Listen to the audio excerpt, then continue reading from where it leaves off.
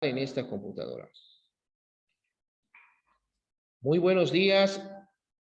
Bienvenidos a la Universidad Maya Campus Cancún, a todos los jóvenes del grupo D6AE, sexto cuatrimestre de la licenciatura en Derecho.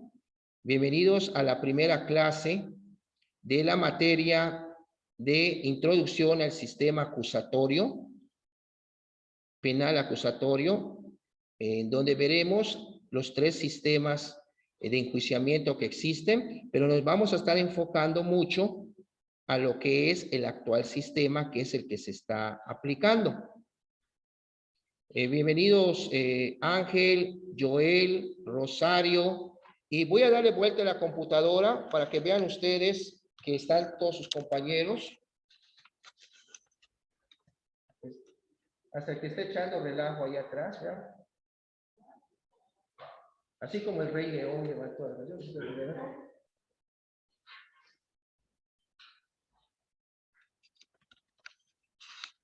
Bueno, a los compañeros virtuales, les informo de que también a los presenciales, que ya está en plataforma la primera actividad de esta semana, que es un cuestionario de 10 preguntas. Opción múltiple. A, B, C. O sea, ahí. Y tienen también en plataforma esta semana ya lo que es, bueno, tienen a su disposición la biblioteca virtual de la universidad. Tienen imágenes con la descripción de lo que vamos a ver en clase. Hay una carpeta, como les decía, de lecturas de apoyo, donde tienen la Constitución Política de los Estados Unidos Mexicanos, hasta la última reforma. Tienen el Código Nacional de Procedimientos Penales.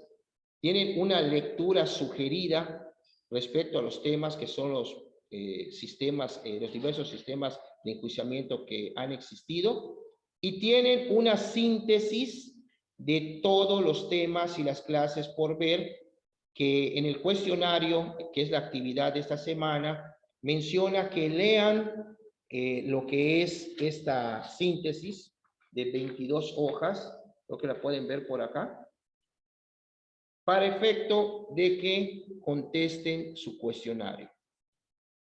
Es introducción al sistema penal acusatorio, primera semana, síntesis, grupos, tengo el del domingo y les tengo a ustedes, unidad 1, sistema inquisitivo. Vamos a ver hoy este sistema, el sistema mixto y el sistema acusatorio, a grosso modo, para que podamos ya entrar, empezar a entrar a lo que es el sistema actual, el penal acusatorio adversarial. Se menciona que es adversarial porque hay un adversario entre las partes, que podemos decir en este nuevo procedimiento. Está de un lado el Ministerio Público con la víctima o el ofendido. Ustedes dirán, bueno, maestro, ¿qué diferencia hay entre la víctima y el ofendido? La víctima es la que recibe la afectación directa del delito. En un homicidio muere, pues, la víctima. ¿Y quién es el ofendido? Pues el que tiene el derecho a la reparación del daño. Si muere, por ejemplo, un esposo, la ofendida, ¿quién es? La esposa. La víctima es el esposo. Pero a veces recae la cuestión de víctima. Puede ser una persona que le robaron, pero pongan ustedes, trabajan ustedes en una empresa y les roban en la calle el dinero de la nómina. Sí es cierto, ustedes son la víctima porque a ustedes le quitaron, pero el ofendido en todo caso sería la empresa, la que es la del dinero. ¿Ok? Para que se vayan ustedes.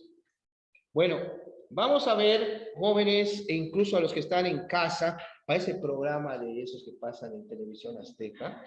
Bueno, vamos a ver el tema del del sistema inquisitivo. Les voy a poner a ustedes, los que están en casa,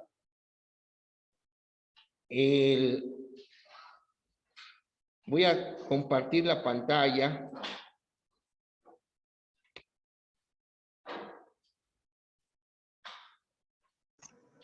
Disculpe, maestro, dice mi compañera Estrella que no puede acceder a la clase.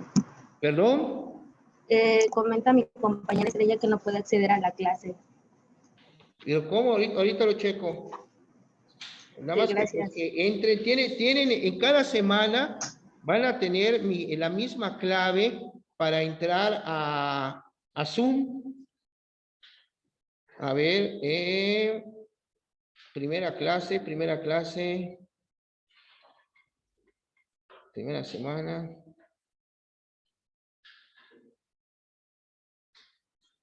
Síntesis. Bueno, ahorita, ahora sí.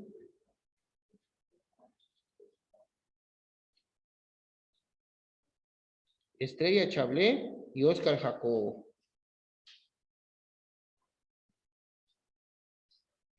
Perfecto. Ahora voy a ver para dejarles el tema. A ver. Síntesis, fase preliminar, derecho administrativo.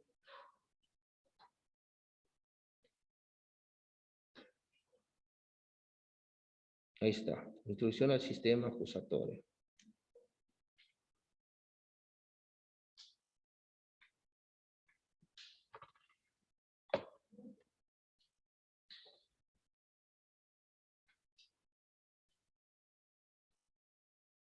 Ok.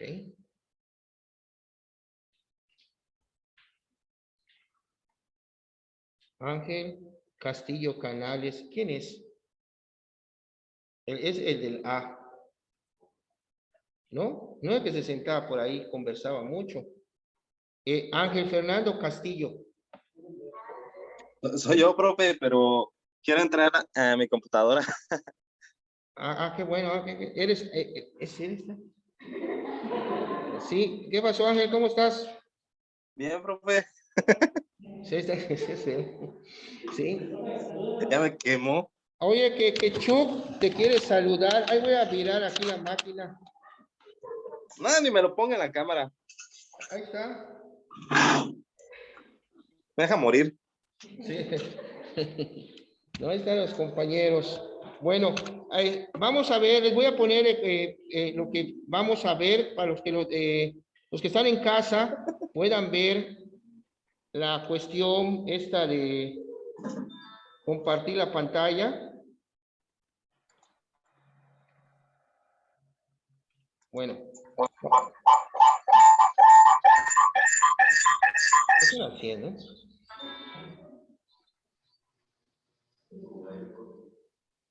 No, es que también una vez un alumno en las mañanas prendió su compu, ya está acostada en su hamaca, una señorita, pero creo que tenía su ropa de lavado ahí colgada y ahí se estaba viendo.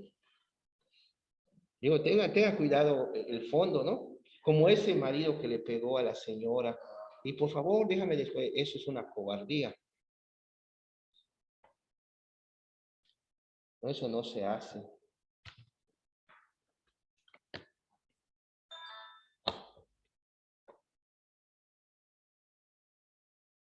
Vamos a ver, esto está esta cosa.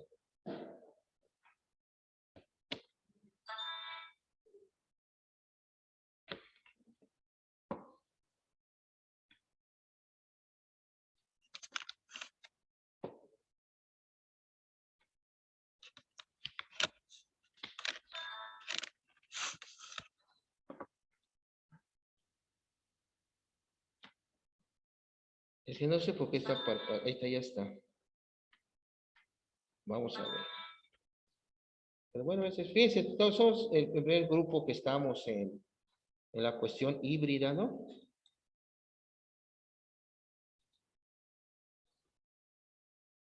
Ahí está. A los que están en casa, ¿pueden estar viendo esto? Que me informen, por favor.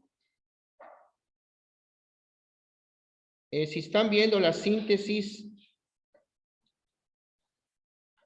Ahí está acá. Los que están en casa, sí pueden ver la síntesis, ya compartí la pantalla. De todas formas, esta síntesis está en plataforma. El principio inquisitivo. Bueno, vamos a empezar. Vamos a ver los sistemas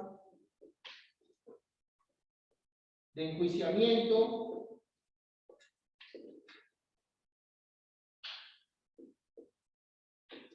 que se conocen, que son tres. Es el inquisitivo, el acusatorio y una mezcla de esto es el mixto. Vamos a ver primero en qué consistía esto. Cuando ustedes escuchan la palabra inquisitivo, lo primero que les viene a la mente, ¿se acuerdan de la Santa Inquisición? Cuando no tenía nada de santa. Bueno, ahí empleaban un procedimiento que era una violación total a los derechos humanos. Les voy a poner un ejemplo. Este tribunal, también llamado Tribunal de Santo Oficio, se creó en Europa por el Vaticano, no solamente la Iglesia, era su espada de la Iglesia, el tribunal, pero también llamado de la Santa Inquisición, no tiene nada de santo. Pero bueno, un ejemplo, si alguien me caía mal, por ejemplo, Chuck, vamos a suponer, yo iba y lo acusaba, que pasé por su casa, que escuché que estaban invocando al diablo. No sé qué hacía, que hoy pasé y yo, Satanás, como es el capítulo del Chavo del 8, con la Rubén 71, fue acusado por los perritos, no sé. Y yo lo escuché que diga esto, y hasta que le ponen en su coche, es más, creo que está quemando algo, se sentía como azufre, mal. No, tomaban que era el denunciante, pero lo iban a traer a Chuck, pero no le iban a decir, oye, te está acusando con la tal. No, era denuncias anónimas. Entonces tú no sabías quién te acusaba y qué era dónde se hacían las investigaciones a través de los instrumentos de tortura. No sé si ustedes hayan tenido la oportunidad de ir al museo cuando se instala. Bueno, se ha viajado a México, en este Palacio de Minería. Enfrente está la estatua de Carlos IV con sus caballitos, y tapatearon y todo en una ocasión. Bueno, yo llegué ahí, voy a ver si encuentro en mi librero un librito que compré de esos instrumentos horribles de tortura. ¿Por qué? ¿Cuál era la finalidad? Sacar la confesión.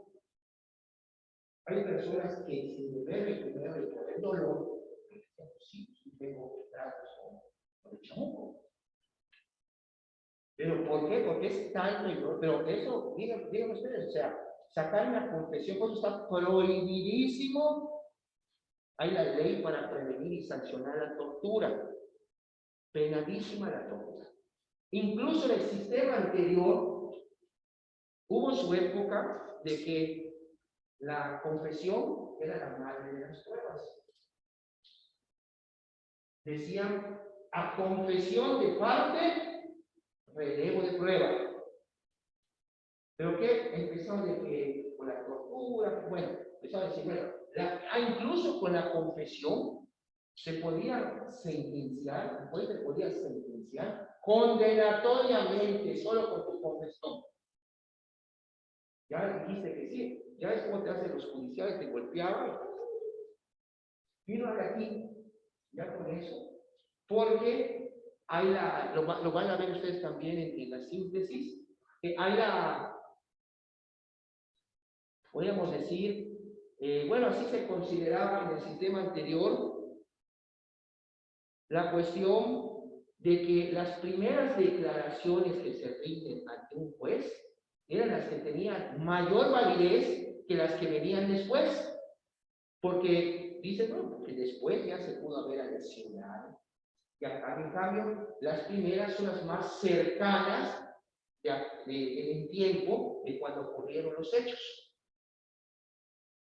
Esto les digo hablando del sistema inquisitivo. Bueno, ¿y qué pasaba con el que estaban torturando? Bueno, le sacaban la confesión. Había, fíjense, ese sarcófago de metal que tiene una rama delante, de una doncella, por eso le llaman como el grupo de rock, el Iron Maiden, porque abren y está lleno de púas. Te meten, y te van cerrando hasta que vas confesando, todo esto se te va clavando. Hay una perita que es para las que acusan a las mujeres que tienen relaciones supuestamente sexuales.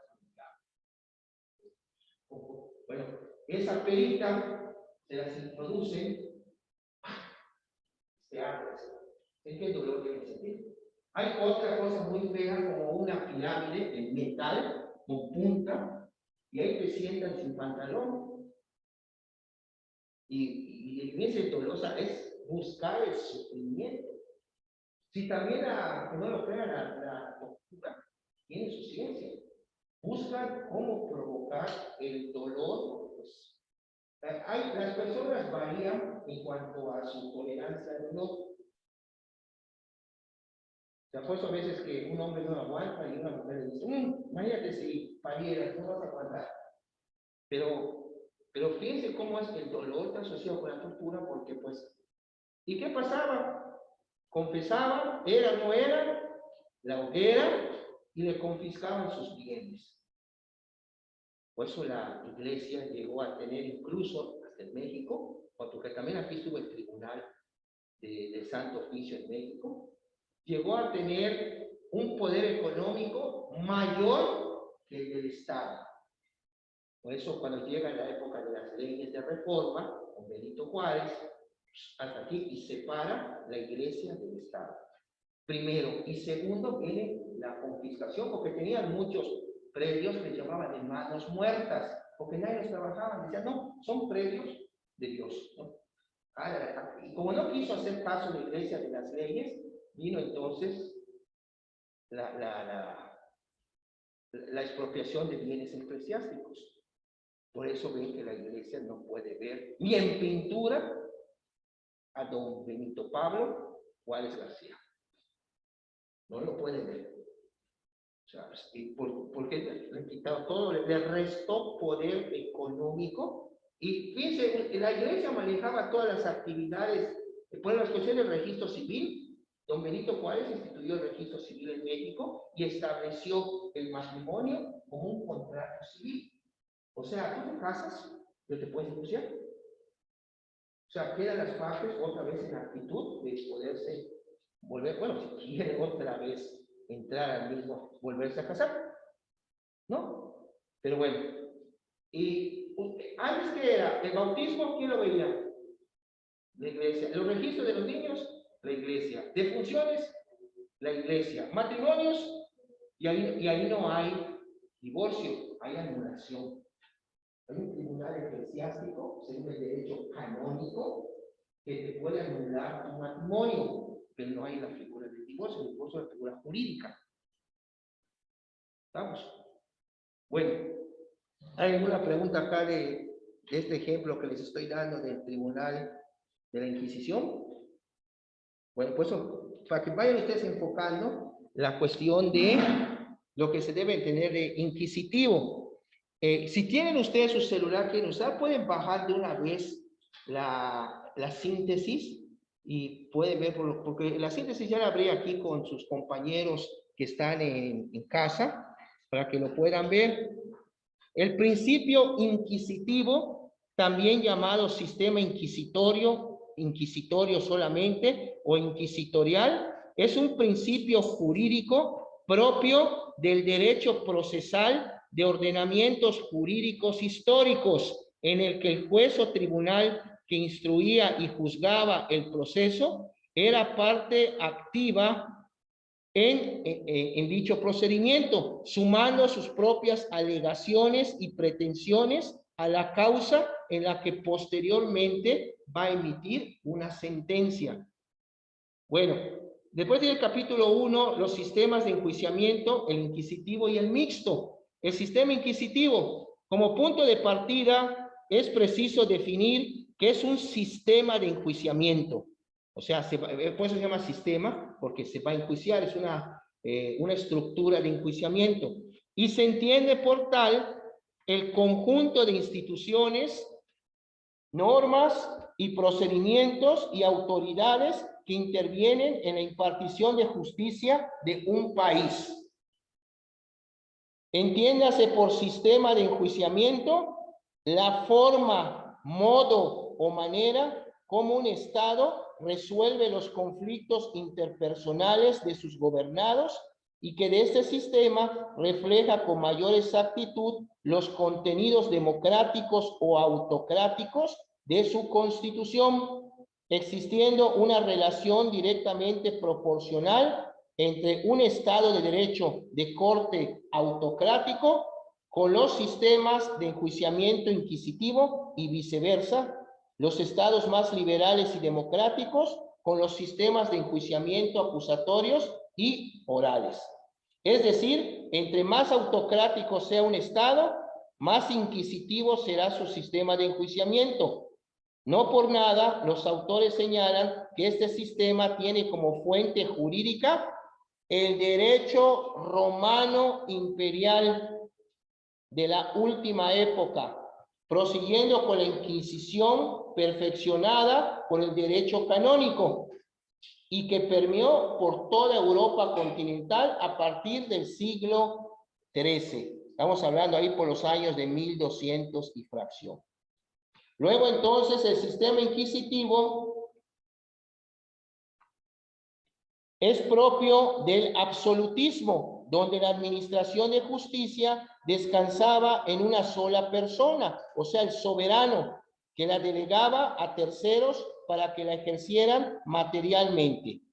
En este sistema, la persecución penal pública de los delitos en manos del inquisidor, quien al mismo tiempo ejercía las funciones de acusar y defender, es desarrollada en el marco de un proceso penal excesivamente formal, riguroso, discontinuo y secreto.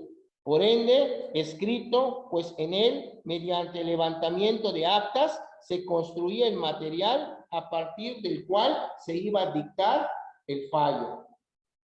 Bajo este sistema, la búsqueda de la verdad justificaba cualquier medio empleado, admitiendo las formas más crueles de coerción, o sea, coerción es fuerza, basado en la presuposición de la culpabilidad del sujeto, que no era otra cosa que el objeto del proceso, a quien no se le reconocía el derecho de la defensa.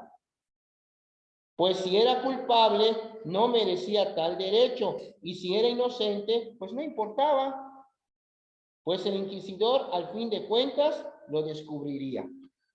Fíjense, ¿cómo vas a saber de entrada si eso no es? Y es que darle chance que se defienda. Pero no lo hacía, o sea, en ese sistema inquisitivo. El sistema anterior que teníamos en México, anterior al inquisitivo, era más que nada un sistema, si lo ven así, mixto, pero es inquisitivo, pero tenía cositas del sistema acusatorio. O sea, eso lo van a ver acá como, digo, no es 100%, porque pues sí se permitía la defensa del acusado, se podía ofrecer pruebas. Entonces en el sistema inquisitivo no, era muy rígido. Entonces por eso algunos autores consideran que el sistema anterior, el inquisitivo, pues tenía algo de mixto, porque tenía partes del acusatorio. Ahora el sistema que tenemos es netamente acusatorio, adversarial, oral. Vean ustedes, no se vayan lejos, el sistema anterior, si ustedes ofrecían pruebas, el problema que había en el sistema anterior era de que el que estaba para desahogar las pruebas era el secretario de acuerdos en un juzgado. Tú llevabas a tu testigo, disculpe, tengo audiencia a las 10 de la mañana, ¿sí? ¿Qué es? Desahogo de testigos, ¿no? Entonces llegaba el Ministerio Público, estabas tú, tu testigo y el secretario de acuerdos.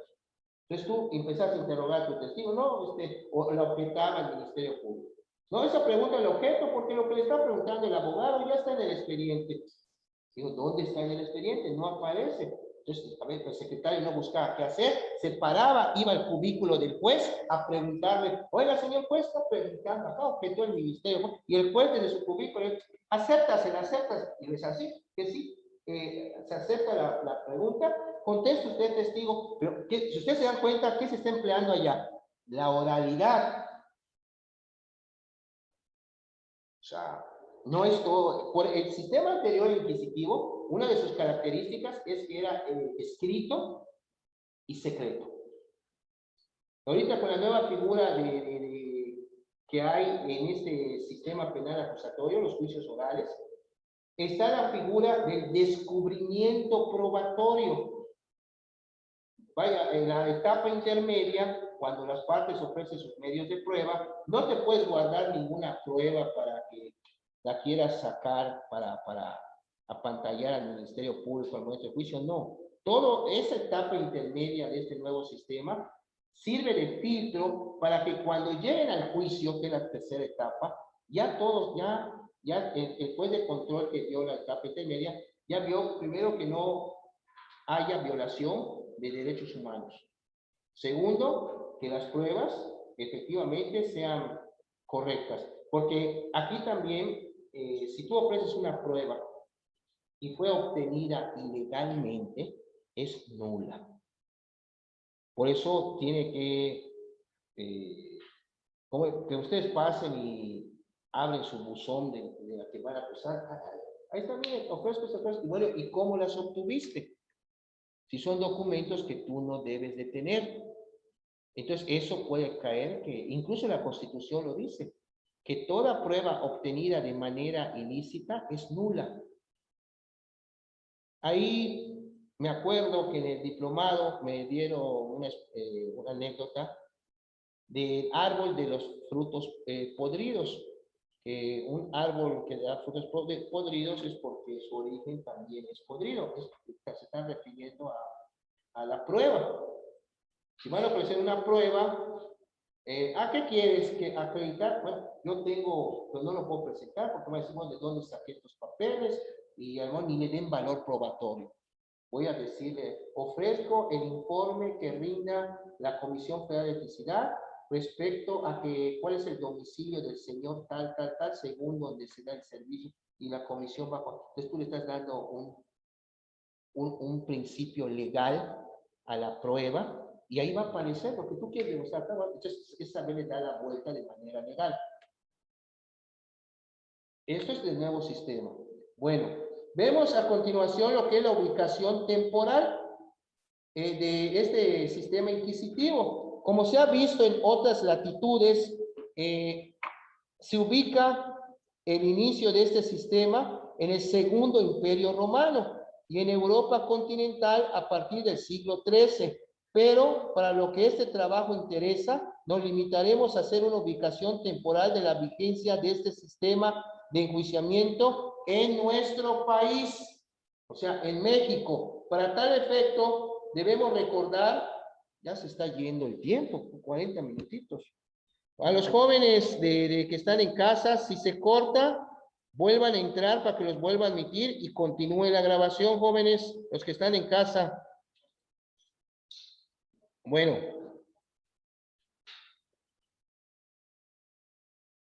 Sí, ya entraron todos, ¿no? Abraham, ¿quién era Abraham Vázquez? ¿Cómo le decían Abraham? Cheto. Está entrando ahorita ya, casi una hora después. Creo que ya dijeron que ustedes pueden checar su asistencia en plataforma. Está en donde dice introducción, la primera página, vamos a decir, de la materia. A medio bajito dice asistencia y tiene unos logos de unas cabecitas. Ahí le da clic y va a aparecer su nombre. Yo de todas maneras voy a pasar ahorita lista para ver y voy a poner B presencial, B virtual, y el que no tenga ni una de estas dos letras, pues simplemente pues no está, es falta. Bueno, para tal efecto debemos recordar la más elemental noción de historia de México, así como puntualicemos que tras la conquista del Imperio Azteca por los españoles en México, se adoptaron las leyes de la península ibérica, o sea, las leyes de España. Acuérdense que también se legislaron, se hicieron las leyes de Indias para que fuera, aquí así le llamaban aquí. Por la llave que Cristóbal Colón cuando llegó no sabía que era América, pensó que está llegando a la India, por eso cuando vio a los nativos indios, pero no indebidamente, pero él tenía esa idea porque estaba buscando una ruta más corta para llegar a la India, pero esto es lo que pasó. En la península ibérica, dice, se estaban aplicando con la conquista de México las leyes de España, donde evidentemente imperaba el sistema de enjuiciamiento inquisitivo y que también tuvo vigencia en nuestro país en su expresión más radical con el Tribunal del Santo Oficio, mejor conocido como la Santa Inquisición. Pero al no ser la presente tesis una de corte histórico, nos vamos a limitar a señalar que el último gran periodo de la historia de México donde imperó el sistema inquisitivo moderno fue de los años de 1886 a 1917, con la dictadura del general Porfirio Díaz Mori, y que feneció con el triunfo de la Revolución Mexicana y el surgimiento de la actual Constitución. Estamos hablando, ¿de qué año es la actual Constitución, jóvenes? A ver. ¿No está bien? ¿Qué dijiste? El joven de allá atrás. ¿Lo vas a buscar? Ya lo debes de saber.